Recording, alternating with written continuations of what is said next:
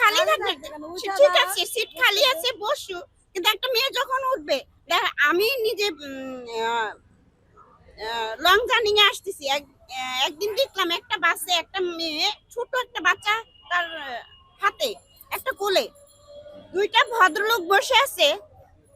সিটটা ছেড়ে দিল না। না, যেটা বলছিলাম যে আমরা মেয়েরা মানে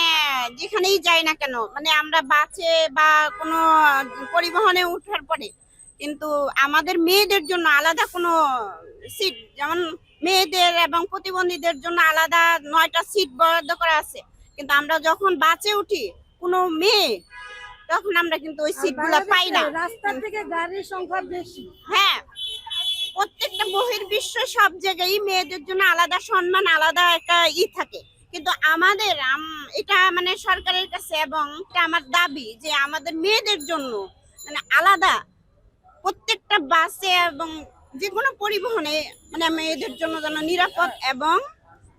একটা সিট যেন থাকে। হ্যাঁ, সেফটি অবশ্যই, কিন্তু আমরা যখন বাসে উঠে দেখি 9টা সিট আমাদের জন্য বরাদ্দ আছে, কিন্তু আমরা ওই 9টা সিট, ওখানে ছেলেরা বসে আছে। কিন্তু বিভিন্ন দেশে যাওয়ার পরে দেখা যায় একটা মেয়েদের সিটে যদি একটা ছেলে বসলে কিন্তু সে উঠে মেয়েদেরকে বসতে দেয়, কিন্তু আমাদের দেশে কিন্তু এটা না। এটা মানে এটা আমার সরকারের কাছে দাবি যে আমাদের মেয়েদের জন্য আলাদা ভাবে 9টা সিট, একটা বাসে 30-35টা সিট থাকে বা 25-26টা সিট থাকে, সেখান থেকে 10টা সিটও মেয়েদের জন্য থাকে না। মানে আপনার দাবি হচ্ছে যে 9টা সিট যেন মেয়েরা না উঠলেও এটা খালি থাকে। না, খালি থাকে, ঠিক আছে সিট খালি আছে বসু, কিন্তু একটা মেয়ে যখন উঠবে, দেখ আমি নিজে লং জার্নিং এ আসতেছি,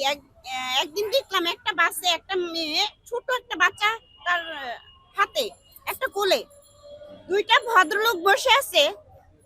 সিটটা ছেড়ে দিল না। আমি নিজে ওই সিট ছেড়ে দাঁড়ায় আছি, কারণ আমার নিজের বিবেকের কাছে একটু মানে হলাম যে যাকে একটা বাচ্চা নিয়ে সে দাঁড়ায় আছে, ছোট একটা বাচ্চা তার কোলে, ওই মহিলাটা বসার খুবই দরকার, আমি তো দাঁড়ায় যেতে পারবো, বা আমি তখন আমি এটা মানে আমার একটা সবসময় ছিল যে আমি যদি কখনো যদি এরকম কোনো আসে, তাহলে আমি ওইটা করব যে মেয়েদের জন্য অবশ্যই যেন আমাদের যে সরকারি আসুক না কেন, তাদের একটা মেয়েদের জন্য যেন বাস মালিকদেরকে বলে দেওয়াটা উচিত, কিন্তু পদক্ষেপ বাস মালিকদের এটা করা উচিত যে মেয়েদের জন্য 9টা সিট স্বাভাবিকভাবে রাখা উচিত।